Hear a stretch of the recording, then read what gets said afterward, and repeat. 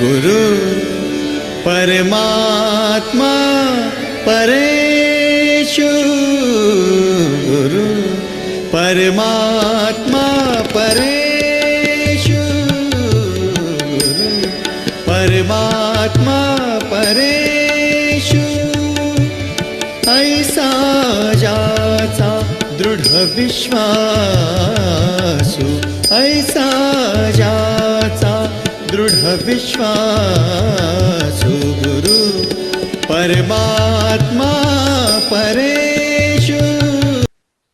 ऐकायला येतंय सर्वांना मनपूर्वक नमस्कार. नमस्ते नमस्ते सर. सर्वांतर्फे आपल्या चरणी कोटी कोटी प्रणाम सर. सर आपला प्रवास कसा झाला कालचा? प्रवास उत्तम होता. या कालखंडामध्ये एका बाजूला अनेक अडचणी, पण दुसऱ्या बाजूला त्याची सर्व उत्तर. अडचणी यासाठी की प्रारब्धाचं पण आणि मायेचं अस्तित्व या जगात आहे, पण उत्तर यासाठी की परमेश्वर पण तोला मोलाचा आहे, जसं आता तुम्ही बघितलं. हो हो, खरं आहे सर, खरं आहे सर. कालपासून साधक एकदम आतुरतेने आपल्या दर्शनाची, आपल्या आशीर्वाद वचनाची वाट पाहत आहे. आज ही तपश्चर्या फळाला आली म्हणता येईल. तर आपली आज्ञा असेल तर सर सुंदर अशा आरतीने आपल्या या आजच्या कार्यक्रमाची सुरुवात करूया. सर्वांनी मी आपल्या तुमच्यातलंच आरतीची, एक आहे तरी सुद्धा आरती, काय हरकत नाही, मी तुमच्यातलंच आपल्या आहे. गुरुदेवांची, गुरुतत्वाची आरती सर्वजण करूया. सर्वांनी आपल्या आरतीचे ताट तयार ठेवले असेलच.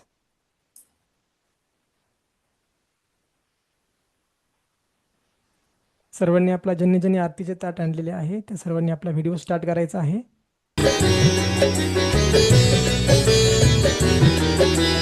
ज्योत से ज्योत जगाओ सद्गुरु, ज्योत से ज्योत जगाओ, मेरा अंतर तिमिर मिटाओ, सद्गुरु ज्योत से ज्योत जगाओ.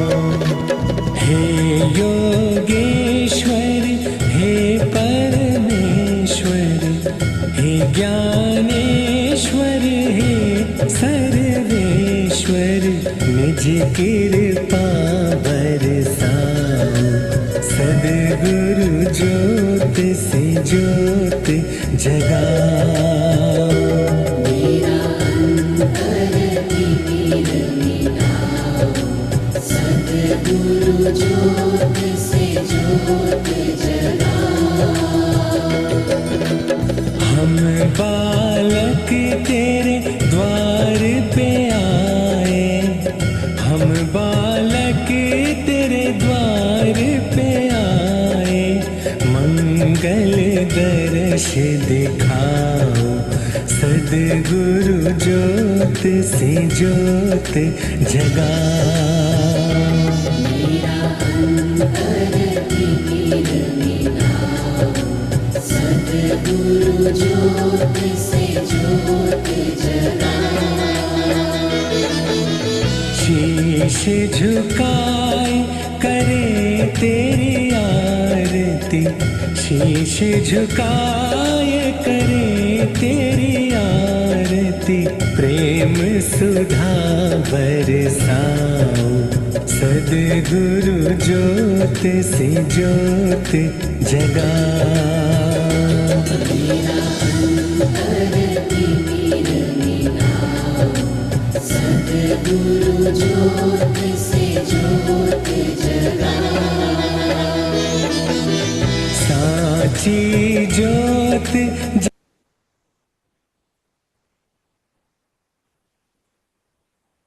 धन्यवाद सर्वांना. आदरणीय गुरुदेव, आम्हा सर्व साधकांच्या वतीने गुरुपौर्णिमेनिमित्त आपल्या चरणी कोटी कोटी वंदन. आणि या कार्यक्रमामध्ये आम्ही सर्व साधक आपले अगदी मनापासून स्वागत करतो. गुरुबिन ज्ञान न उपजे, गुरुबिन मिटे न भेद, गुरुबिन संशय न मिटे, जय जय जय गुरुदेव. अशा प्रकारे आपल्या शास्त्रामध्ये गुरुतत्वाचा महिमा गायला गेला आहे. आणि हेच गुरुतत्व सर तुमच्या माध्यमातून आम्ही अनेक वर्षापासून अनुभवत आहोत. आणि तुम्ही तुमच्या ज्ञानरूपी प्रकाशाने आमच्या मनातील भेद, बुद्धीतील अज्ञान या सर्व अंधकाराचा नाश करत आहात. आजही आपण या गुरुपौर्णिमेच्या निमित्ताने आम्हा साधकांना संदेश देण्यासाठी उपस्थित राहिलात. आपल्या व्यस्त शेड्यूलमधून पण आमच्यासाठी आपण वेळ काढलात, त्याबद्दल आम्हा सर्वांतर्फेच तुम्हाला खूप खूप धन्यवाद देतो आणि विनंती करतो की आपल्या आशीर्वचनाने आम्हा साधकांच्या मनरूपी चातकाला तृप्त करावे. धन्यवाद सर.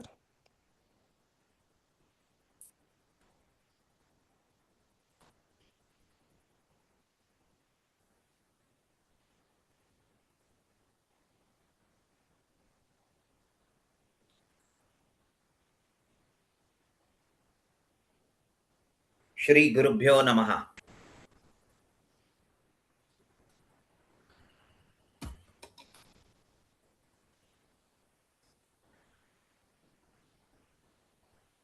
आपल्या सर्वांचं फक्त आभार नाही, तर आपल्या सर्वांसमोर नतमस्तक होऊन दंडवत घालतो. कारण ज्या काही घटनाक्रम या काळात ब्रह्मांडात घडल्या, एका बाजूला अनेक घटनाक्रम आणि दुसऱ्या बाजूला ईश्वराची कृपा किती विलक्षण, या दोन्ही गोष्टी बघायला मिळाल्या. हा जो आज संवादाचा कार्यक्रम आपण आयोजित केलेला आहे,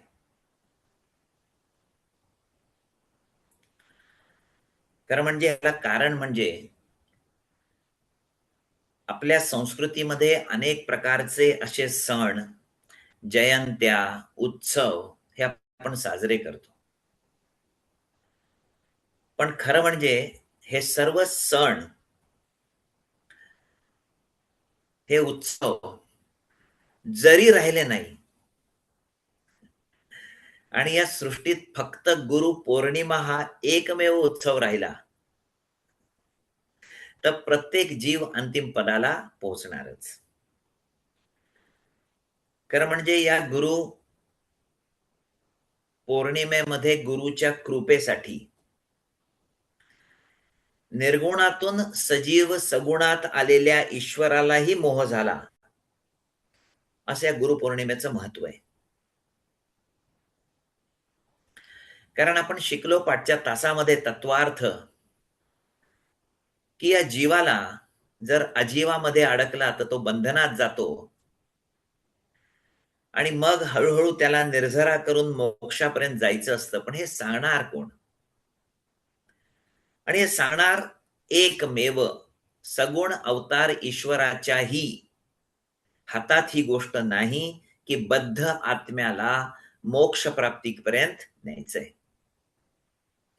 हे काम फक्त गुरुकडे. पण खरं अत्यंत नम्रपणे अजून एकदा सांगतो, जे वारंवार मी सांगत आलेलो आहे. आपल्या श्रद्धेसमोर नतमस्तक आहे.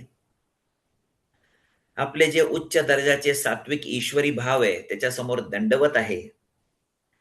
ज्या भावनेने हे कार्यक्रम आपण आयोजित करता त्यासाठी पुन्हा दंडवत आहे. पण खरंच सांगतो, गुरुतत्व प्रभावी म्हणजे तेच की जेव्हा एखाद्या साधकाला अनुग्रह होतो. हा इतका तीव्र अनुग्रह असतो की एकही शंका राहत नाही. या ब्रह्मांडातल्या प्रत्येक प्रश्नाचं उत्तर तुम्हाला मिळतं. किंबहुना देवालाही माहिती नाही तो देव का आहे, देवालाही माहिती नाही की तो देव कसा ओळखायचा आहे, पण हे सांगतो तो गुरु. काय शक्ती असेल असामान्य या गुरुमध्ये. तर आपली भावना मला कळू शकते, पण ज्या गुरुची कृपा प्राप्त झाली, ज्या गुरुनी निर्गुणाचं दर्शन करून दिलं, त्या गुरुची महती काय सांगावी, काय वर्णावी. पण एवढी मात्र प्रार्थना मी करू शकतो की हा अनुग्रह आपल्याला व्हावा आणि तेव्हा आपल्याला कळेल की गुरु काय आहे. एका बाजूला पूर्ण ब्रह्मांड, दुसऱ्या बाजूला एकटा गुरु. आणि जेव्हा हा एकटा असेल तरी तो ब्रह्मांडाला व्यापून असेल. ब्रह्मांडामधल्या प्रत्येक शक्तीपेक्षा कैक पटीत शक्ती या गुरुकडे असेल. तुम्ही कितीही स्पष्ट केलं नाही गुरुतत्व, तरी स्पष्ट करता येत नाही, असा मान्य आहे. म्हणून आजच्या दिवशी जरी अनुग्रह नाही मिळाला तुम्हाला माझ्याकडून, तरी तुम्हाला ही श्रद्धा आणि भावना आहे, तर परमेश्वराकडे चरणी त्याच्या नक्कीच प्रार्थना करतो की या सर्वांची साधना घडू दे देवा, आणि यांना ते गुरुपद काय आहे हे गुरुच्या अनुग्रहातून कळू दे देवा. आपल्या सर्वांचा प्रवास खरं म्हणजे या गुरुतत्वाकडेच चाललेला आहे. अशी साधना करत राहिला तर गुरुतत्वाकडे जाणारच. गुरुतत्वाकडे जाण्यासाठी साधना आवश्यक आहे, आणि साधना करता तेव्हा आपलं ईश्वर तत्व सदैव जागही आहे. हे किती महत्वाचं आहे. परवा कुठेतरी कार्यक्रमात एक गोष्ट आठवली आणि आता पुन्हा परमेश्वर त्या गोष्टीचं स्मरण करतोय. पुन्हा एकदा आपल्याला सांगतो, गुरुची महती काय आहे, काय असावी. व्यक्ती या ब्रह्मांडात कितीही मोठा, कितीही सामर्थ्यवान, कितीही सिद्धी प्राप्त असला तरी गुरु नसले तर काय होईल हे सांगतोय. आणि एक दिवस भगवान विष्णूच्या दरबारी महर्षी नारद गेले आणि ते भगवंताला भेटायला गेले. भगवंताने सांगितले, अरे बस, अतिथी देवो भव. कोणी आला तरी भगवंताला सर्वसारखे. तो म्हणतो बस. नारद महर्षी बसले. थोड्या वेळ चर्चा झाली आणि नारद महर्षी उठले. नारद महर्षी म्हणतोय मी. ते उठले आणि चालायला लागले. दरवाजापर्यंत पोहोचले ना पोहोचले तेव्हा भगवान विष्णूने सांगितलं लक्ष्मीला, लवकर ये, लवकर ये. जिथे हे नारद बसले होते ना तिथे शेणाने ती जागा सारवून टाक आणि पवित्र कर. नारद तसेच परत फिरले. देवा, मी ऐकलं तू काय म्हणालास. मी महर्षी आहे, तुझा सेवेकरी आहे. प्रत्येक ब्रह्मांडातली शक्ती माझ्याकडे. विष्णू हसला आणि नारद म्हणाले की मग ही जागा स्वच्छ करायला का सांगितली शेणाने. माझी शक्ती तू पण जाणतोस, तुझी कृपा माझ्यावर आहे हे तू पण जाणतोयस, पण तू लक्ष्मी मातेला सांगतोय लगेच लगेच. अरे कमीत कमी माझी तर वाट पाहिली असती दरवाजातून बाहेर गेल्यावर. त्याचं हे कोड आहे, मला सांग. आणि विष्णूंनी सांगितलं, नारदा, तुझ्याकडे शक्ती प्रचंड आहे, ज्ञान पण प्रचंड आहे, पण लक्षात ठेव, तू निर्गुरु आहेस, तुझ्याकडे गुरुच नाही. म्हणून तू जिथे बसशील ती जागा अपवित्र होईल. तो म्हटला, मग मी काय करू देवा. काय करू म्हणजे गुरु शोध. तो कितीतरी जन्मोजन्मी तुझी वाट पाहतोय, पण तुला कळतच नाही तो तुझा गुरु आहे. मग काय करू. जा त्या पृथ्वीवर, तिथे करोडो गुरु आहेत, पण तू ओळखू शकणार नाही, म्हणून तुला एक खूण देतो. पृथ्वीवर गेल्यावर पहिली व्यक्ती जी भेटेल तीच तुझा गुरु. हे पहिली व्यक्ती फार असामान्य. तिकडे विसोबा खेचरला पहिली व्यक्ती नामदेव महाराज. त्यांनी सांगितलं, आणि हा भगवान नारद पृथ्वीवर उतरला आणि पहिली व्यक्ती बहुतेक नदीच्या काठीच उतरला असेल. पहिली व्यक्ती दिसली तो मासेमारी करणारा कोळी, कपडे फाटलेले, एकदम अशी दाढी बिडी वाढलेली. नारदाने त्याकडे बघितलं, न विचारता परत आला. विष्णूला म्हणाला, अरे कोणाकडे पाठवलंयस तू, तो शोभतो तरी का माझा गुरु. विष्णूला राग आला. विष्णू म्हणाला, तुला शाप, तू गुरु तत्वाची बदनामी केली. लक्षात ठेवा, सगळ्यात मोठं पातक गुरु तत्वाची बदनामी.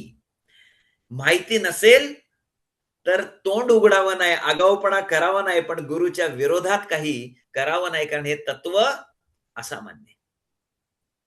तुला तर आता शापच देतो, तुला 84 लक्ष योनीमध्ये जावं लागेल. नारद म्हटला, आता भगवान विष्णूचा शाप आहे, आता तर भोगावंच लागेल. पाया पडला, नाही मला सांग काय करू. याच्यावर मी तर शाप देऊन मोकळा झालोय, याच्यावरचं उत्तर म्हणजे गुरुच तुला मोकळा करेल. मी काय करणार, मी तर शाप दिलाय. मग मी काय करू देवा. तू एक काम कर, बघ जमलं तर परत त्या गुरुकडे जा, जो मासे धरत बसलाय तिकडे, त्याला विचार, विष्णूंनी तुला शाप दिलाय आणि तुला तिथे योनी 84 लक्ष आहे. तो म्हणाला, ठीक आहे, आता तर मजबुरीमध्ये जायलाच पाहिजे. विष्णू गेला, परत उतरला मासेमारी. अरे तू परत आलास, त्याने विचारलं. हो देवा, चूक झाली, पाया पडला तो. अरे पाया बिया कशाला पडतोय. नाही, माझ्या प्रश्नाचं उत्तर आहे, मी तुला ओळखलं नाहीस, पण चूक झाली. आणि भगवान विष्णूंनी गुरुला दोष देणाऱ्या व्यक्तीला शिक्षा दिली, तो मीच. मग काय शिक्षा दिली. 84 लक्ष योनीमध्ये फिरायची शिक्षा. आता काय म्हणजे करायचं काय मी. किती नरक यातना, किती काय काय काय काय करायचं. तो म्हटला, अरे हे काय एवढं अवघड आहे का. तू एक काम कर, परत विष्णूकडे जा, त्याला म्हणावं या 84 लक्ष योनी कोणत्या कोणत्या ते जरा मला जमिनीवर काढून दाखव ना. आणि मग त्यांनी काढलं रे काढलं, की तू लोळण घ्यायची त्या 84 लक्ष योनीवर, लोळायचं असं. याने काय होईल, मुक्त होशील तू. नारद महर्षी तिथे गेले, ते म्हटले, भगवंता गुरुला भेटून आलो, नमस्कार केलाय आणि त्यांनी निरोप पाठवलाय की मला योन्या माहिती नाही, तू मला योनी सांग, 84 लक्ष योनी. मग मी काय करू. नाही, त्यांनी तर सांगितलंय चित्र काढ. तो म्हटला, गुरुचा आदेश आहे, मला चित्र काढावंच लागेल, नाही म्हणू शकत नाही. नाही म्हटलं तर मी गोत्यात येणार. सगुण अवतार आहे ब्रह्मचा, विष्णू म्हणतोय मी भगवान. त्यांनी लगेच पटपट पटपट त्याच्या शक्तीने असे छोटे छोटे आकार काढले. बघ तुला या 84 लक्ष योनीमध्ये फिरायचंय. जसं विष्णू म्हटला फिरायचंय, हा नारद उलटा झाला, लोळायला लागला आणि फिरायला लागला. तो म्हटला, बघ भगवंता, तू सांगितलंच होतं ना फिरायचंय, फिरलो, मला मुक्त कर. विष्णू हसला, हे तुला ना तुझ्या गुरुनेच सांगितलं असेल, कारण या सगळ्या युक्त्या कोणाला माहिती आहेत, गुरुला माहिती आहेत. आणि त्यानंतर महर्षी नारद, आणि मग त्यांना तो बोध झाला जो प्रत्येक साधकाला आवश्यक आहे. गुरुचं स्वरूप. गुरु एकदा कळला की त्यानंतर तो परमेश्वराचं स्वरूप सांगतोय. आज ज्या परमेश्वराला तुम्ही शोधताय, त्या परमेश्वराचं, त्या निर्गुणाचं स्वरूप हा गुरु सगुणात येऊन दाखवतोय. बघ, ह्याच ज्याच्यासाठी तू अट्टहास केला तो हा. या ब्रह्मांडात कोणी सांगू शकत नाही, म्हणून प्रत्येकाने गुरु केला. अनेक उदाहरण आहे. नामदेवाचं आपण बघितलं, आपण चांगदेवाचं पण बघितलं, सांगत नाही मी, पण आपण बघितलं. 1400 कल्प, प्रचंड शक्तिमान. गुरु माहिती नाही, आणि गुरु माहिती नाही म्हणून ईश्वर माहिती नाही. काय महती आहे. तो निर्गुण सगुणात येऊन दाखवतोय, कोणाला शक्य नाही. निर्गुणालाही सगुणात आल्यावर दाखवायची शक्ती नाहीये. तो जो निर्गुण परमेश्वर आहे, तो सगुणात आला तर त्याला गुरु करावा लागेल. तो तसं करू शकत नाही. म्हणून रामानी केला आणि कृष्णाने केला आणि सर्वांनी गुरु केले. का. कारण गुरुबिन कौन बतावे बाट, बडा बिकट आहे यमघाट. कणाकणाने चालले, म्हणून साधना करा, गुरुप्राप्ती करा, अनुग्रह घ्या. आणि मग एकदा अनुग्रह झाला ना, मग ते जे तेजस्वी रूप आहे, अरे गुरु म्हणेल, बघ दिसतोय का, बघ तो, बघ तो, बघ मी दाखवतोय. एकदा अनुग्रह झाला ना, तर शिष्याला हेही माहिती आहे की गुरुकडून कसा ईश्वर वारंवार बघून घ्यायचा, ही शक्ती आहे. आज वाटलं चला ईश्वर बघावा, तर जरा गुरुच्या पाय, देवा ईश्वर दाखव. अरे तू कधी येतोस. अनुग्रह आहे, मला अधिकार आहे. 10वी पास झाल्या म्हणजे 11वीत ऍडमिशन घ्यायचा मला अधिकार आहे. गुरुला दाखवावा लागतोय, तो वारंवार परमेश्वर दाखवावा लागतोय. आणि हा भक्त एकदा डोळ्यात रूप साचून, तेजस्वी रूप साचून मनच भरत नाही. अरे जो अमर्याद आहे त्याला बघितल्यावर कसं मन भरेल सांगा मला. तो वारंवार वारंवार याची याचना करतोय. तो पाया पडतोय गुरुच्या आणि गुरु त्याला ईश्वर निर्गुणाचं रूप दाखवतोय. काय शक्ती असेल याची. म्हणून मी म्हणतो की या ब्रह्मांडातले सगळे सण जरी संपून टाकले 365 दिवसांचे आणि फक्त गुरुपौर्णिमा राहिली तरी काही बिघडत नाही. तो एकटा गुरु समर्थ आहे की तुम्हाला सर्व ईश्वराचे अवतार दाखवायला आणि मूळ ईश्वर पण दाखवायला. अत्यंत विलक्षण आहे. म्हणून आपल्याला माहितीये की प्रत्येक संतांनी जो संत पदाला पोहोचले त्यांना गुरु आहे, एकही निर्गुरु नाहीये. आणि निर्गुरु असेल तर त्याला ज्ञान नाहीये. तो सेल्फ प्रोक्लेम्ड गुरु असू शकतात ना. रामदास स्वामी जसे म्हणतात अडक्याला 3 असतील ना. पण प्रत्यक्षात खरे जे आहेत त्यांनी यासाठी सृष्टीवर अवतार घेतलेला आहे. कशासाठी? साधकाला प्रवृत्त करायचं, साधना करून घ्यायची, साधनेचं भांडवल जमा करायचं आणि थोडंसं भांडवल जमा झालं तर अमर्याद लोन त्याला द्यायचं आणि त्याला म्हणायचं जा, हा बघ परमेश्वर. म्हणून सगळे सण असते आणि गुरुपौर्णिमा नसती तर हे जगच नसतं. आणि सगळे सण संपले आणि गुरुपौर्णिमा आहे तर प्रत्येकाला मोक्ष प्राप्ती आहे. हे छोटं गणित आहे त्याचं. शंकराचार्यांना माहिती आपल्याला गुरु झाला, जोपर्यंत गुरु नव्हता आणि त्यानंतर गुरु अष्टक लिहिलं, माहिती आपल्याला 8 कडवी. काय ब्रह्मांडाचं ज्ञान 2 ओळीत सांगितलं आणि शेवटच्या 2 ततः किम ततः किम ततः किम ततः किम. काय उपयोग, काय उपयोग, काय उपयोग तो म्हणतोय. शंकराचार्यांनी लिहिलं, ऐकलं असेल. मी फक्त गुरुची महती सांगतोय. तुझ्याकडे पैसा आहे, तुझ्याकडे मान आहे, तुझ्याकडे सत्ता आहे आणि मग हळूच तो विचारतो गुरु आहे? तो तेवढंच बाकी आहे. तथापि किम, मग काय तुझ्याकडे? काहीच नाही तुझ्याकडे. मग एवढ्या गाड्या आहेत, एवढे बंगले आहेत, एवढे एटीएम म्हणा पाहिजे तर. शंकराचार्यांनी टाकलं ना एटीएम. मग तो म्हणतोय काय? हा म्हणतोय हळूच, पण गुरु आहे? तो म्हणतो तेवढंच बाकी. तथापि किम, काय मग तुझ्याकडे? तुझ्यासारखा भिकारी कोण नाही. काय असामान्य असेल ही शक्ती, काय असामान्य असेल. या शक्तीची कृपा प्राप्त करायची सर्वात जास्त संधी, म्हणजे मी तुलना करत नाही, ती म्हणजे गुरुपौर्णिमा. त्या दिवशी इतकी साधना घडली पाहिजे. म्हणजे बाकीच्या दिवशी पण साधना आहेच, पण गुरुपौर्णिमेला गुरुचा दिवस म्हणून विशेष साधना अशी जमली पाहिजे. ज्यांना गुरु आहे, अनुग्रह झालाय, त्यांनी गुरुच्या चरणाची करावी. गुरुनी देह सोडलाय आणि तो निर्गुणात गेलाय तरी त्याच्या समाधीची करावी. जरी समाधी नसेल, गुरुचा अनुग्रह असेल, त्याच्या स्मरणाने करावी. कशाही प्रकारे त्याच्यासाठी काहीतरी घडण्यासाठी, तिथपर्यंत त्याचं स्मरण करण्यासाठी काहीतरी कृती करणं महत्वाचं आहे. हे असलं असामान्य तत्व आहे या ब्रह्मांडात. म्हणून या ज्या काही सृष्टीमध्ये घटना घडतात ना, गुरुच्या जवळ जाण्याआधी तिथे एक युद्ध होतं आतमध्ये. कोणाचं युद्ध? न दिसणारे युद्ध. पुण्य आणि साधना एका बाजूला आणि प्रारब्ध दुसऱ्या बाजूला. पुण्य आणि साधना एका बाजूला, प्रारब्ध दुसऱ्या बाजूला. परीक्षेच्या आधी कसं तीव्र वाढतं, तसं गुरु भेटायच्या आधी हे तीव्रता वाढत जाते. इकडे प्रारब्ध तोडण्यासाठी साधक प्रयत्न करतो. त्याच्याबरोबर त्याचं पुण्यही असतं, थोडी बहुत साधना होते, पण त्याच प्रमाणात इकडे अडचणीही निर्माण होते. एखादी शारीरिक, एखादी मानसिक, एखादी भावनिक, एखादी सामाजिक, एखादी आध्यात्मिक. पण अशा वेळेला परमार्थ, प्रेम भाव आणि प्रपंचाचं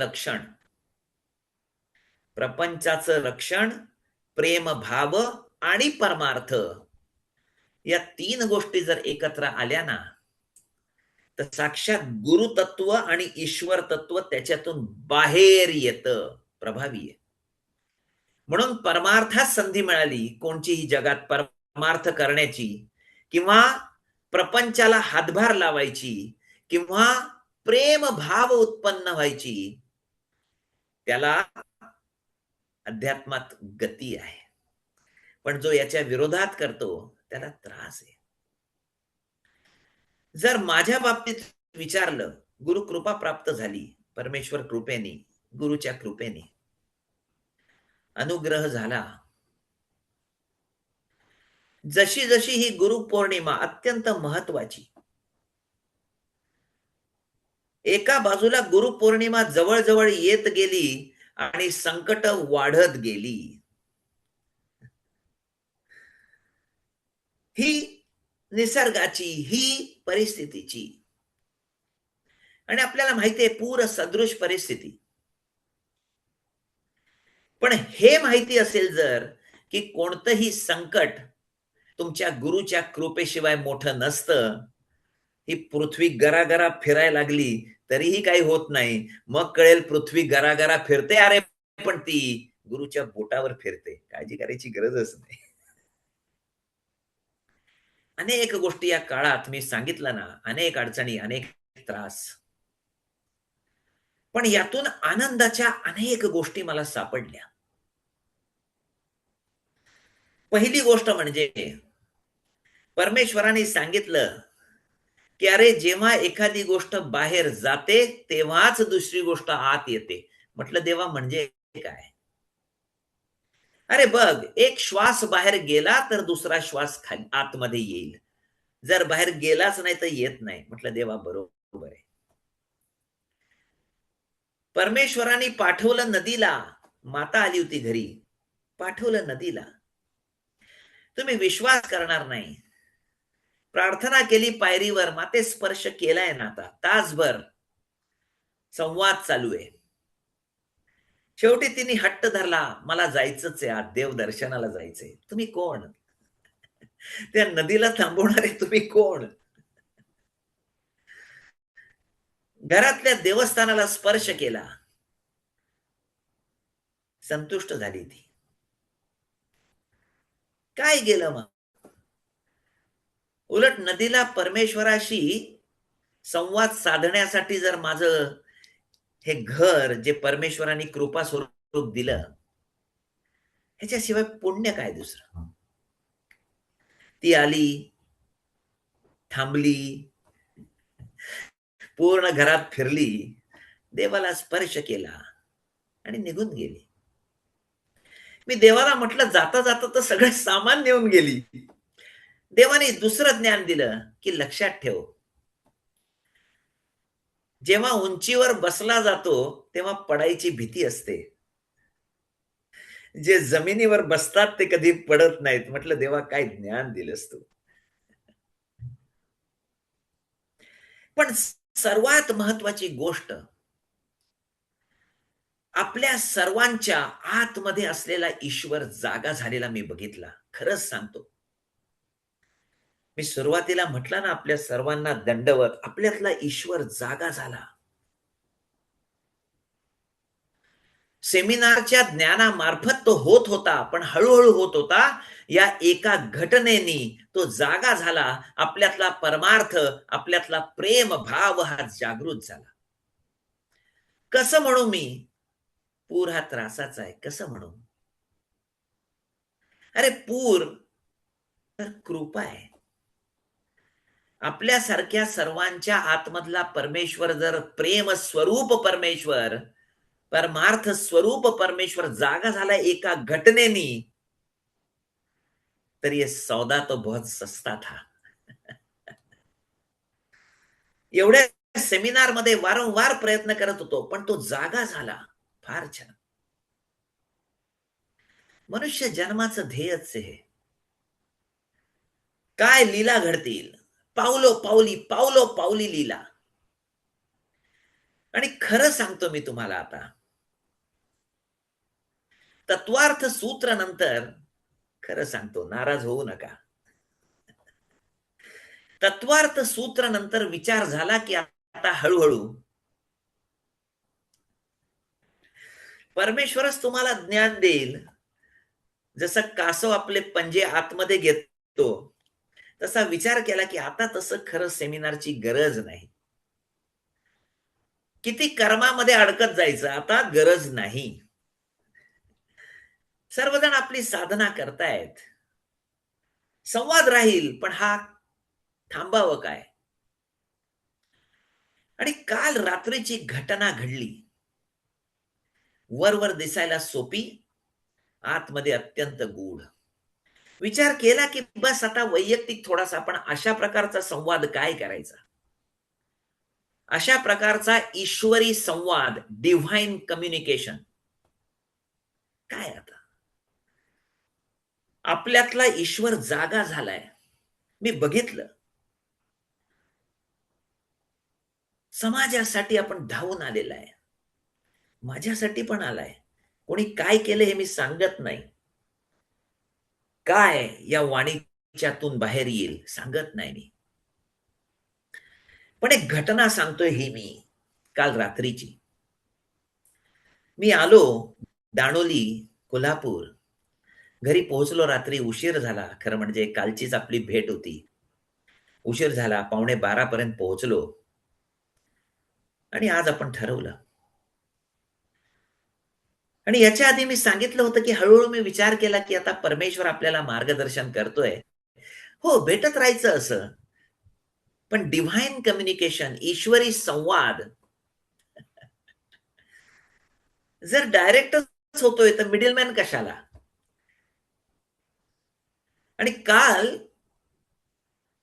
माझा मोबाईल मी बाजूला ठेवला. रात्री काय झालं माहिती नाही. तो मोबाईल पडला खाली आणि तो बंद झाला. म्हटलं देवा, बहुतेक तुझी इच्छा अशीच दिसते की हे ईश्वरी संवाद थांबावा आता, म्हणजे काय?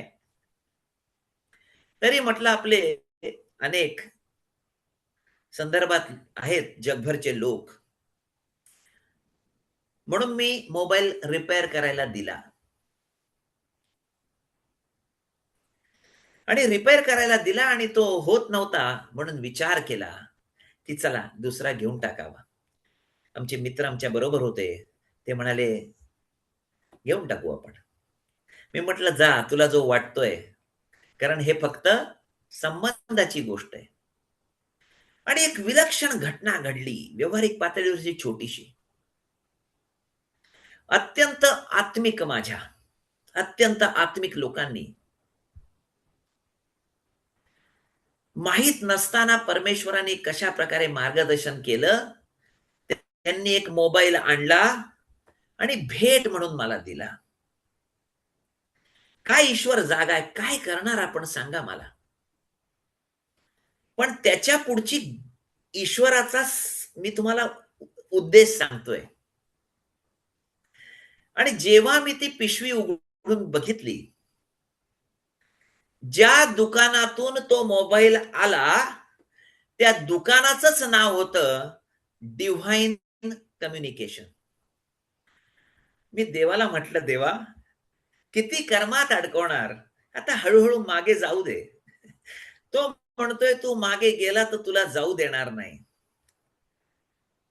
आणि देवाला प्रश्न केला, जेव्हा या माझ्या आत्मीय लोकांनी अत्यंत हट्टाने, प्रेमाने म्हणतोय मी, आग्रह केला, देवाकडे पाहिलं. देव म्हटला, अरे एखाद्याची भावना आहे.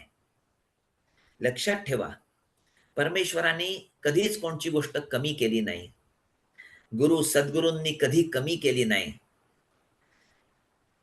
एक एक श्वास हा जो चाललाय तो परमेश्वराच्या कृपेने, गुरु सद्गुरूंच्या कृपेने आहे. म्हणून अध्यात्मातली एक गोष्ट मला परमेश्वराने शिकवली, आणि ती म्हणजे अति हो हे त्रासाला कारण आहे, आणि अति नाही हे सुद्धा त्रासाला कारण आहे. एखादी गोष्ट हो हो हो हो केली हे पण अध्यात्म नाही, आणि एखादी गोष्ट नाही नाही नाही केली हेही अध्यात्म नाही. जशा प्रकारे नदी वळवते, प्रवाह वळवतोय, तशा प्रकारे गेलं पाहिजे. मला जाणीव झाली या लोकांमध्ये ईश्वर जागा झालाय. मी त्यांना म्हटलं, आपल्या सर्वांना दंडवत आहे, दंडवत. म्हणून आदर, प्रेम, भक्ती, भाव, श्रद्धा ही परमेश्वराचीच आहे. परमेश्वराची जागृत होण्याची एक एक स्थिती आहे. कदाचित ही घटना माझ्यासाठी परमेश्वराने शाल जोडीत मारलेली घटना असेल, पण परमेश्वराने आदेश केलाय की हा संवाद संपू नये. म्हणून अनेक वेळा तुम्ही विचारताय, कधी पुढचा सेमिनार, कधी पुढचा सेमिनार. जेव्हा सेमिनार सुरू झाले ना, तेव्हा मला अत्यंत भावलेला किंवा माझ्या मनात असलेला एक ग्रंथ होता. मी अनेकदा प्रयत्न केले, हा करावा का, हा करावा का. परमेश्वराने मला कधीच परवानगी दिली नाही. मी दरवेळेला विचार करायचो आणि माझ्यातर्फे मी एक हा मांडायचो ग्रंथ आणि परमेश्वर दुसराच पाठवून द्यायचा. मी म्हणायचो, देवा हा खूप आवडतोय, नाही तो घे. पुन्हा सेमिनार संपला, देवा हा जरा बघ ना, नाही तो घे. असे करत करत मला वाटतंय 16, 17, 18 काय किती सेमिनार झाले, 11, 12 ग्रंथ झाले, पण हा ग्रंथ मात्र परमेश्वराने परवानगी दिली नाही. आणि आता या घटनाक्रमामध्ये एक दिवस परमेश्वराने मला आदेश केला, अरे तुला सांगितलंय ना मी, ईश्वरी कम्युनिकेशन करायचंय आणि हा ग्रंथ तुला घ्यायचा आहे. या ग्रंथाचं नाव आहे अष्टावक्र गीता. कदाचित आपण हे नाव ऐकलं असेल. गीता म्हणजे ज्ञानाचं भंडार.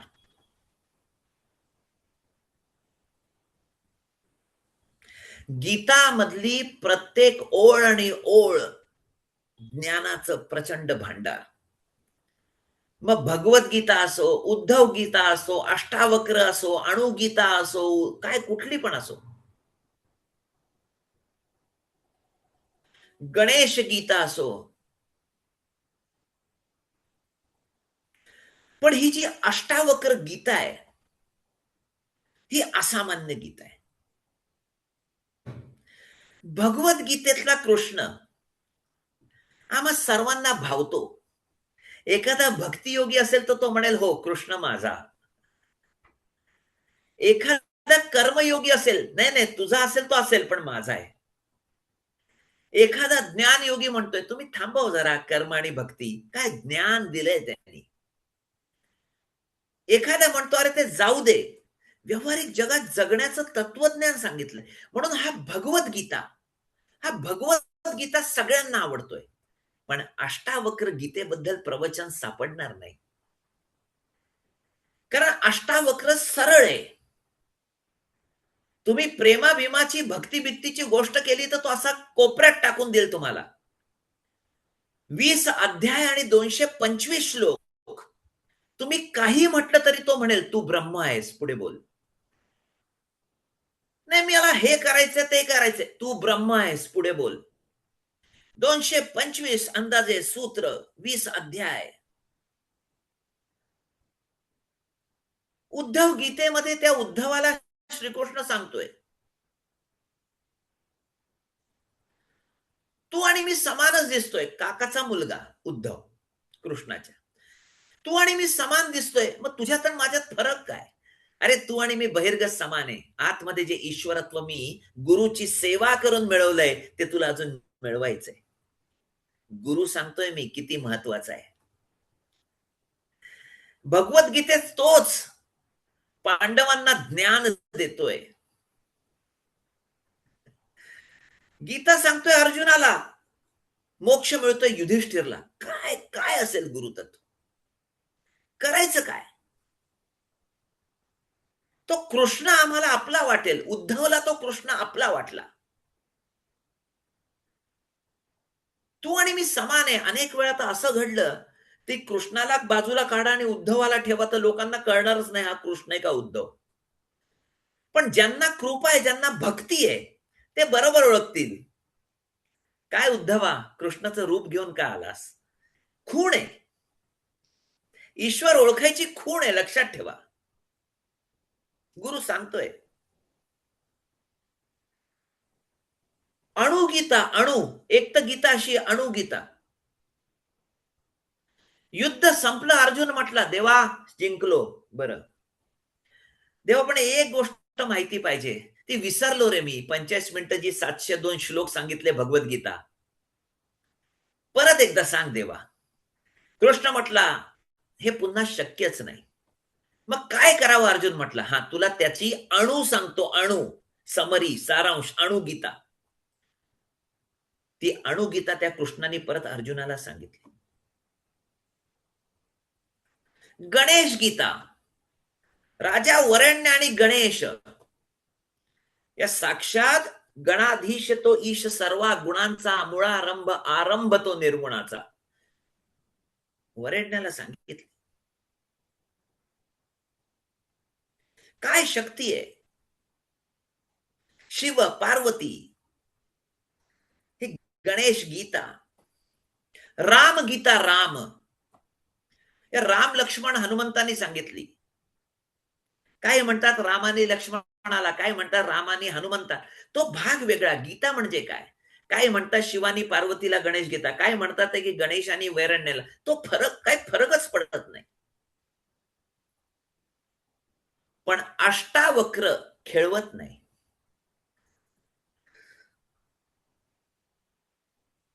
अष्टावक्राला जर सांगितलं ना तुझी लीला दाखव, तो म्हणेल ब्रह्म आहे तू, लीला बिला काही नाही. तो अफलातून आहे, तो सरळ आहे, म्हणून त्याच्यावर टीका लिहिल्या गेल्या नाहीत. तो सरळ आहे. एका बाजूला ब्रह्म, दुसऱ्या बाजूला चिरफाड करतो तो सगळ्या गोष्टींची. तो टिकवतच नाही कोणाला, मग कोणी असो. त्याच्याकडे माझा तुझा परका कोणी नाहीच, कारण ब्रह्मनला सर्व समानच आहेत. आणि ती अफलातून घटना आहे गुरु शिष्यापैकी. हे गुरु शिष्याबद्दल सांगतोय मी तुम्हाला. सांगितले असेल काहीतरी, थोडक्यात सांगतो. याचे वडील प्रचंड विद्वान पंडित, आणि या अष्टावक्र मातेच्या गर्भात हे वेद, व्यासंगी, पुराण, काय पाहिजे ते ग्रंथ, उपनिषद,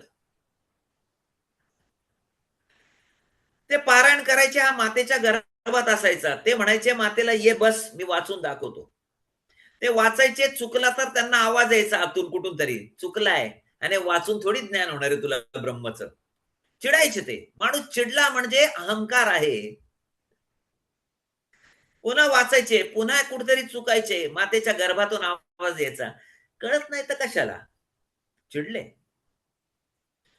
आता म्हटले पुन्हा मुद्दाम चुकतो आणि बघतो कोण आहे. दृष्टी लावली. पंडित होते, पोहोचलेले होते, पण ते अंतिम ज्ञान नव्हतं जे गुरु मार्फत पाहिजे.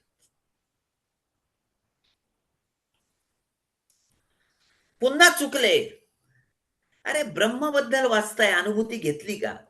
त्यांनी दृष्टी लावली. हा हा माझाच मुलगा आहे, गर्भात वाढतोय. गर्भात ज्ञान आहे, गर्भात.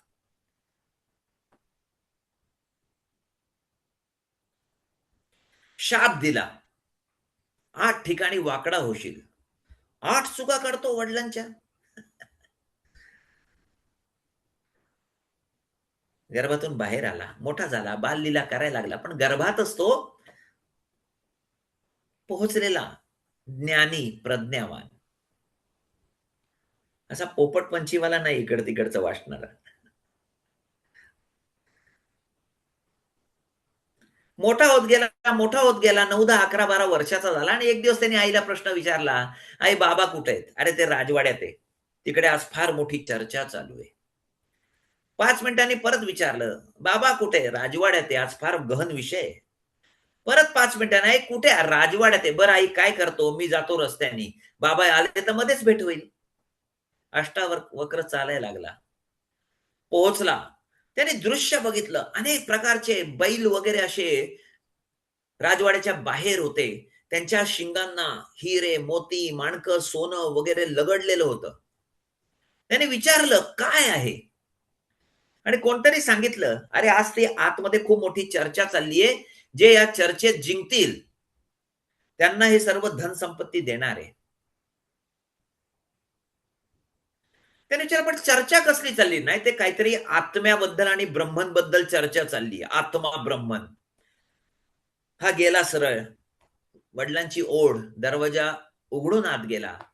हे विद्वान दोन बाजूला बसले होते. मध्ये रस्ता होता आणि राजा जनक होता पलीकडे. हा आत गेला, उभा राहिला. चर्चा चालली होती. काय? आत्मब्रह्मन.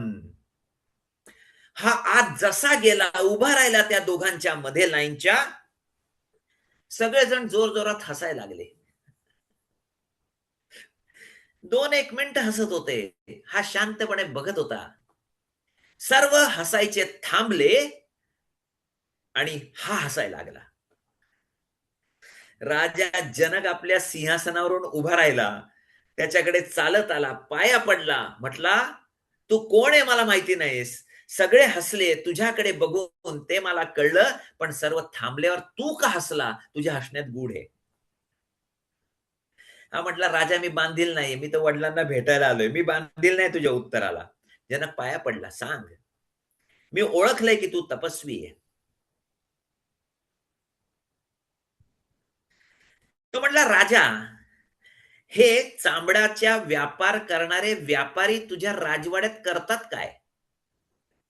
राजा म्हटला, अरे ते पंडित एकदम पोचलेले सगळे विद्वान आहेत. मग जर विद्वान आहेत, राजा म्हटला, आणि ते आत्म्या आणि ब्रह्मन बद्दल चर्चा करतायत, अष्टावक्र म्हटला, ते विद्वान आहेत, तर माझ्यातला आत्मा का दिसला नाही? माझं वाकडं शरीर का दिसलं? म्हणजे ते अजूनही देहावरच अडकलेले आहेत. अडकले देहावर, चर्चा आत्मब्रह्मनवर, हा फक्त वेळ वाया चाललाय. आणि अष्टावक्र निघाला. जनक राजा पाय धरतोय, त्याचे पाया पडतोय. माफ कर म्हटला, मला हे ज्ञान दे, हे ज्ञान मला हवंय. जनक पुण्यवान होता. जो पुण्यवान असतो तोच या सूक्ष्माची, ज्याला म्हणतात ना, तलाश, शोध घेतो. याने सांगितलं, माझ्या अटीवर मी ज्ञान देईल जनकला. जेव्हा मी सांगेन, वेळ माझी, स्थान वेगळं माझं, ज्ञान माझं. एक दिवस जनकला बोलवलं, ये. जनक आला. जंगलात बोलवलं, घोड्यावरून आला. उतर खाली म्हटला. हा उतरला खाली. एक पाय जमिनीवर ठेवला, दुसरा पाय खोगीरचा जो स्टँड असतो त्यात ठेवला. इथेच थांब म्हटला तो. राजा म्हटला, अरे खाली तर येऊ दे मग ज्ञान, नाही तर घोड्यावर बसू दे मग ज्ञान. तो म्हटला, नाही, हीच उत्तम स्थिती आहे तुझी. जनक म्हटला, ते आत्मन ब्रह्मन जाऊ दे, पहिले ह्या स्थितीत का शिकवतोय ते तर सांग मला. आणि इथे ज्ञानाला सुरुवात झाली. तो म्हणाला, अरे राजा, तर तू घोड्यावर बसला असता तर तुला राजा असल्याचा अहंकार असता. जमिनीवर उभा राहिला असता तर तुला अहंकार असता की जमीन माझी आहे. तुला मध्ये तरंगत ठेवलाय. जो तरंगत असतो ना, खरं म्हणजे त्यालाच ईश्वर प्राप्ती होते, कारण तो असहाय असतो. असहाय, हतबल. हतबल माणूस लगेच ईश्वराकडे जातो, पण सहजासहजी हतबलता येत नाही. हतबलता म्हणजे कृपा आहे खरं म्हणजे. म्हणून त्याने सांगितलं, हतबलता काय काय करायला लावते. प्रेम न जाने जात पात, नींद न जाने टूटी खाट, भूख न जाने बासी भात, प्यास न जाने धोबी घाट. एखाद्या व्यक्तीबद्दल प्रेम असेल तर त्याच्याबद्दल काही विचारणं होतच नाही. लग्न करायचंय, झोप आली ना, तो माणूस बघत नाही की खाटीचा पाय तुटलाय का नाहीये, मजबूर येतो. ज्याला भूक लागली आहे ना, बासी भात, शिळं अन्न पण त्याला चालतं, रुचकर लागतंय. आणि एखाद्याला तहान लागली ना, जिथे धोबी घाट आहे, कपडे धुतले जातात, पाणी खराब आहे, तरी तो पाणी पितोय, मजबुरी. या हतबलतेत माणूस समायोजन करायला तयार असतो, आणि जो समायोजन करतो तो त्याचा अहंकार बाजूला ठेवतो. ज्या क्षणाला अहंकार बाजूला ठेवला त्या क्षणालाच परमेश्वर प्राप्ती होते. पण ही कायम राहत नाही. परत तो अहंकार आपल्या अंगावर वापरायला सुरुवात करतो. आणि जनकने त्या स्थितीतच विचारलं, कथन आपनोती, सांग मला 3 प्रश्न पहिल्या सूत्रात. मोक्ष म्हणजे काय, मुक्ती म्हणजे काय आणि ज्ञान म्हणजे काय. आणि प्रत्येक प्रश्नाचं उत्तर ह्यांनी हेच दिलंय की तू ब्रह्म आहेस. आणि त्यानंतर अनुग्रह दिलाय. अनुग्रह, शेवटचं ज्ञान ब्रह्मांडाचं. त्यांनी काही विचारलं तरी हा म्हणतोय ब्रह्मपद ब्रह्मपद. म्हणून लोकांना अष्टावक्र काही घेणं देणं नाही. भगवद्गीता सगळे वाचतील, कारण कृष्ण आम्हाला आमचा वाटतोय. मी तुलना करत नाहीये. काय योग्य अयोग्य हा प्रश्नच नाहीये. दोन्ही परमेश्वराचा आहे. अष्टावक्रावर टीका लिहिणार नाही. गुरु शिष्यातला अंतिम पदापर्यंत जाण्यासाठी महत्वाचा ग्रंथ म्हणजे अष्टावक्र. आणखीन एक उदाहरण देतो. श्रीकांतजी माहिती नाही काय वेळ झाला. आणखीन एक उदाहरण थांबतो. विवेकानंद रामकृष्ण परमहंसांच्या भेटीला गेले. ही तर गोष्ट माहिती आहे की अत्यंत ईश्वरावर विश्वास न ठेवणारे, ईश्वर असतो काय आज बघतोच मी म्हणून रात्री गेले 1 वाजता पोहत पोहत रामकृष्ण परमहंसांच्या शिष्याला ज्या घरी गेले. सर तो साधनेत होता. डोळे उघड, तू देव बघितलाय लगेच मला सांग. तो जरा घाबरला. नाही ते रामकृष्ण परमहंस सांगतील. रात्री 2 वाजता त्यांच्या दरवाजावर ठकठक केलं. आत घुसला. रामकृष्ण परमहंसांच्या समोर बसला. तुम्ही देव बघितलाय? ते म्हटले हो. मला दाखवणार? हो. आणि रामकृष्ण परमहंस काय प्रकृतीने एवढे तगडे नव्हते. त्यांना विवेकानंदांना जमिनीवर पाडलं, छाताडावर पाय ठेवला. तू तयार आहेस का देव बघायला? आणि त्या क्षणालाच त्यांना तंद्री लागली.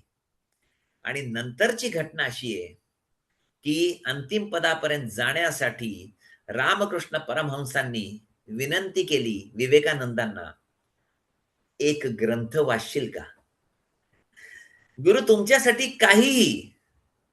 आणि त्यांनी हातात दिला अष्टावक्र. अष्टावक्र गीता हातात दिली. आणि विवेकानंदांनी पहिलं सूत्र कथम वापनोती, मोक्ष, ज्ञान आणि मुक्ती कशी मिळेल, आणि एक श्लोक वाचल्यानंतर त्यांना समाधी प्राप्त झाली. काय ग्रंथ असावा अफलातून. अनेक वेळा वारंवार वारंवार वारंवार वाचला तरी त्याच्यातल्या गूढ गोष्टी कळणं महत्वाचं आहे. परमेश्वराला मी प्रार्थना करत होतो, देवा कधीतरी संधी दे रे. या परमेश्वराने आपली पातळी इतकी उच्च झाली, तुम्हाला सांगतोय आध्यात्मिक. याला मी संकट म्हणत नाही, ही संधी म्हणतोय. पण आपण धावून आलेला आहे. कृपा आहे. आपल्यातला परमेश्वर जागा आहे. मी परमेश्वराला प्रार्थना केली, देवा आता तू सांगितलंच आहे की कर्तव्यामध्ये कर्मामध्ये पुन्हा अडक. पण काय सांगू, कोणी कोणी काय काय कर्मात अडकवलंय आता मला बांधूनच ठेवलंय. म्हणून लवकरच ही अष्टावक्र गीता मी सुरू करणार आहे. फार मोठी अट आहे अष्टावक्र गीतेची. या अष्टावक्र गीताच्या सेमिनारची फी ही खूप जास्त आहे. ही फी आहे 1 रुपया आणि 10,108 नामस्मरण टोटल.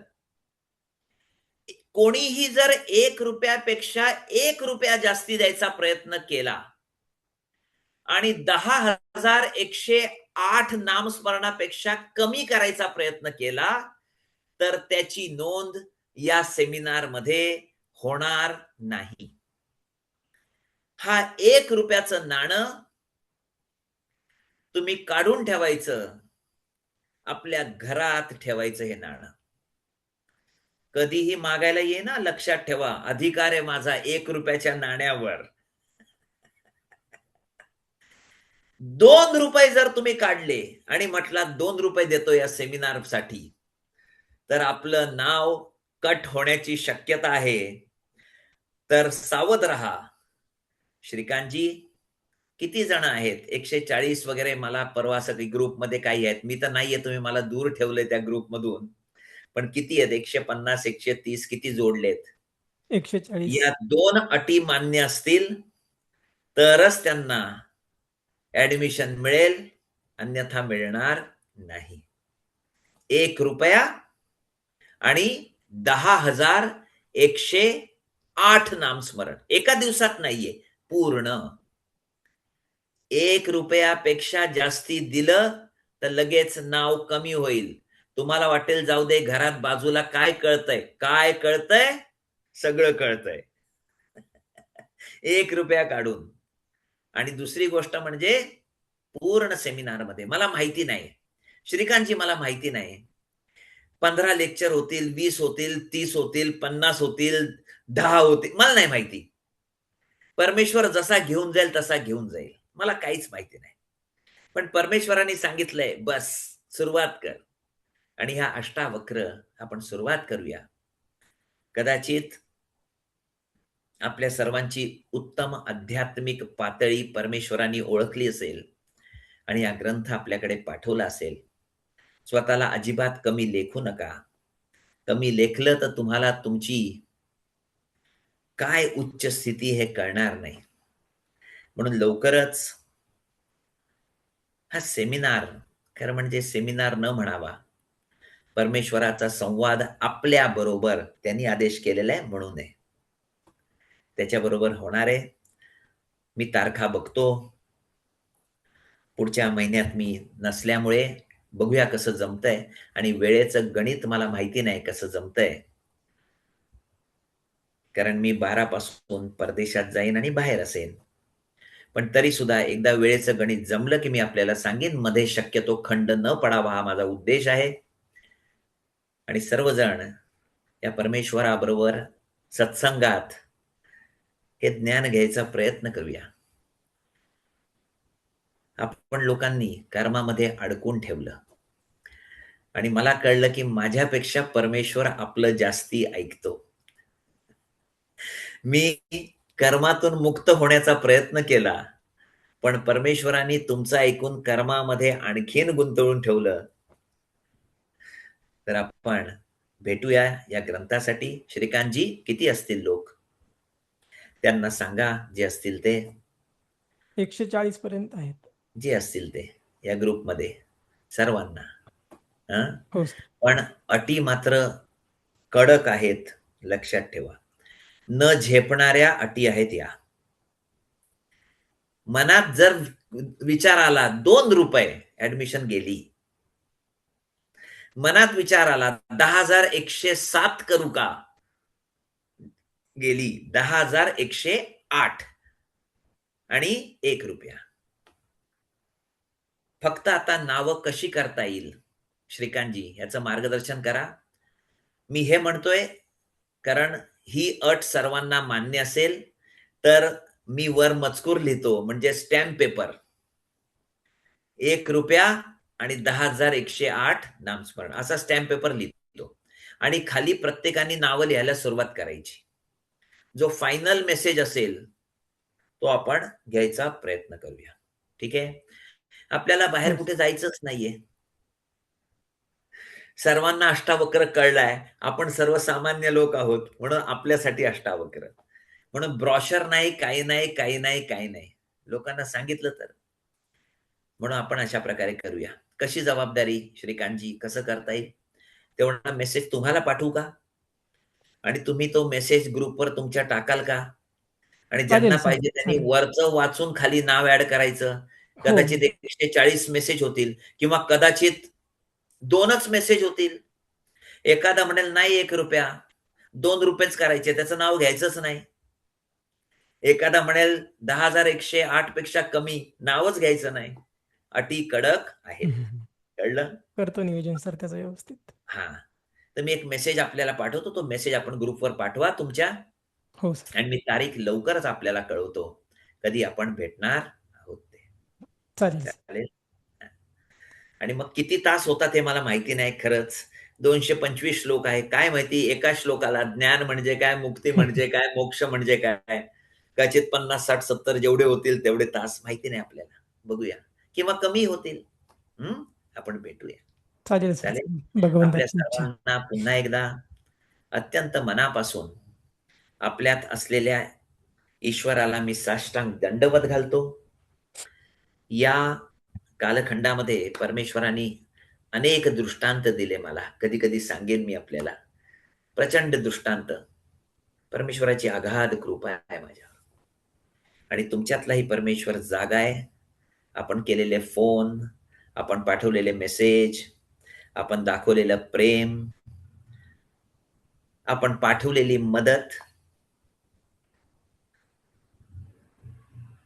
कोणत्या सेमिनारसाठी, लेक्चरसाठी सुवर्णाने सांगितलं नाही, माझ्या पत्नीने कधी, पण या वेळेला तिने अवश्य सांगितलं की माझ्यातर्फेही आभार मानले पाहिजेत आणि माझ्यातर्फेही दंडवत आहे. कारण तिलाही माहिती आहे की परमार्थ, प्रपंच या ज्या गोष्टी जो शिकेल त्याच्यामध्ये ईश्वर जागा आहे. म्हणून पूर्ण कुटुंबातर्फे आपल्या सर्वांना दंडवत. आपण नक्कीच भेटूया. फक्त तारीख मी आपल्याला सांगतो. हा कार्यक्रम जो आपण आयोजित केला त्याबद्दलही आपल्या सर्वांना अत्यंत मनापासून मी दंडवत करतो. आपल्या कुटुंबियांचेही मनापासून आभार. भेटत जाऊ आपण पुन्हा अष्टावक्र गीता या ज्ञानाच्या ग्रंथाबरोबरच. मनपूर्वक आभार आपल्या सर्वांचे. खूप खूप धन्यवाद सर. आज आपण मार्गदर्शन करताना आपल्या येथील पूरस्थितीचा अनुभव व त्यातून तुम्हाला आलेली जी सहानुभूती आहे ती ऐकून नक्कीच सर्व साधकांचे डोळे ओलेचिंब झालेले आहेत. तसेच आपण ज्या पुढील सेमिनारच्या विषयाची जी घोषणा केली, जो विषय सांगितला, तो ऐकून खरंच सर अंगावरती रोमांच उभे राहिलेले आहेत. खूप महान विषय आहे तो.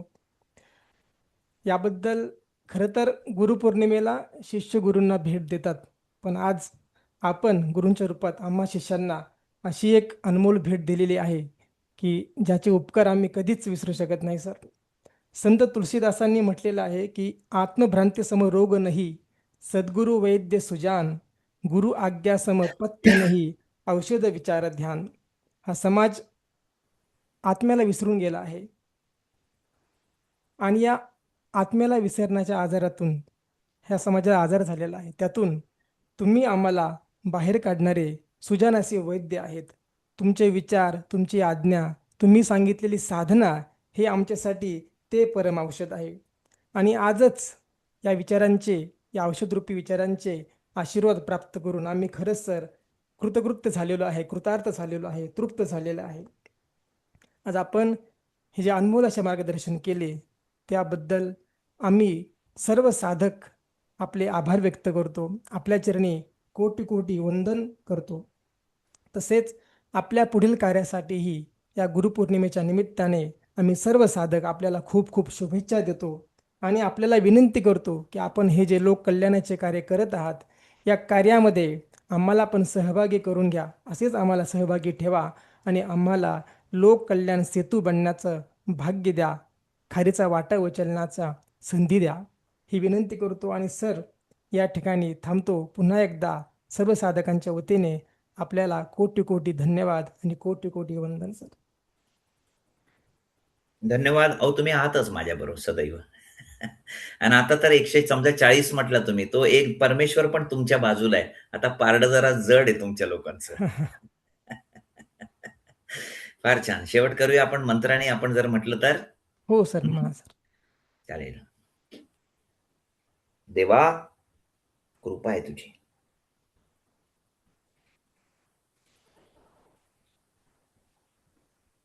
शांताकारं भुजगशयनं पद्मनाभं सुरेशं विश्वाधारं गगनसदृशं मेघवर्णं शुभांगं लक्ष्मीकान्तं कमलनयनं योगभिर्ध्यानगम्यं वन्दे विष्णुर्भवभयहरं सर्वलोकैकनाथम्. ओम नमो भगवते वासुदेवाय. विष्णवे नमः. विष्णवे नमः. काळजी घ्या. जसं घरच्यांना तुम्ही प्रिय आहात तसेच ईश्वरालाही प्रिय आहात, लक्षात ठेवा. आता ईश्वराला पण प्रिय आहे, ईश्वराने दाखवलेलं आहे. हा, अडचणी येतच राहतील. जसं आज सुरू करताना अडचणी आल्या, काळजी करायची नाही, अडचणीकडे बघायचं नाही. परमात्म्याला बरोबर माहितीये कोणत्या वेळी काय, कधी काय करायचं, ज्ञान कधी वाटायचं. आपण भेटूया पुन्हा एकदा. सर्वांचे मनपूर्वक आभार. काळजी घ्या, नामस्मरण करत राहा आणि लवकरच आपण भेटूया. श्री धन्यवाद. गुरुदेव. श्री गुरुदेव. धन्यवाद प्रणाम माऊली. धन्यवाद नमस्कार. धन्यवाद सर. राम माऊली. धन्यवाद सर. धन्यवाद गुरुमाऊली. धन्यवाद. धन्यवाद. धन्यवाद श्रीकांत दादा. धन्यवाद धन्यवाद. श्रीकांत धन्यवाद दादा. सर्वांना. धन्यवाद. शुभेच्छा सर्वांना. खूप खूप धन्यवाद. छान कार्यक्रम झाला सर्वांच्या सहभागाने. तुम्हाला पण धन्यवाद. येस. छान झाला कार्यक्रम. खूप खूप छान छान. झाला. खूप असं अनमोल आणि एवढं सरांनी आज मार्गदर्शन सरांनी आतापर्यंत पण खूप मिळालं छान नसेल. भेट खूप दिली छान. आपल्याला पण आज. हो. मस्त. खूप खूप मोठी भेट दिली. अष्टावक्र खूपच गीता म्हणजे मोठी काय भेट दिली. येस. खरंच खरंच. अश्विनी धन्यवाद ताईंनी पण असं सरांना. केलं. मी बघितलं ते. मी पण मला माझ्या ना डोक्यावरती काटा आला. कालच हो मी ना. आत्मबोध गीता असं- वाचत होते हो आणि ना. माझ्या डोक्यात हम्म. आलेलं की पुढचा सेमिनार अष्टवक्र गीता व्हायला पाहिजे, म्हणून मला ते एकदम असं झालं, खरंच काल खरंच खूप डोक्यात महान. आलं मी आणि थोडी वाचली ती. अद्भुत आहे, अद्भुत. त्याच्या खूपच पलीकडे मोठी काहीच नाही. बातमी आहे. येस. खरंच खूप भाग्य आहे आपल्या सर्वांचं. Yes yes. सर्वांनाच प्रणाम आहे खरंच. आपण आता खूप भेटू भाग्यवान. लवकर. येस. हो लवकरच. दक्षिणा तयार ठेवा सर्वांनी. श्रीकांत दादा. 1 Yes. रुपया आणि 10,108 नामस्मरण तयार ठेवा. येस होय. येस. हो नक्की. हो. अगदी अगदी. धन्यवाद चालेल दादा. चालेल. धन्यवाद. भेटूया परत लवकरच. थँक्यू. हो हो.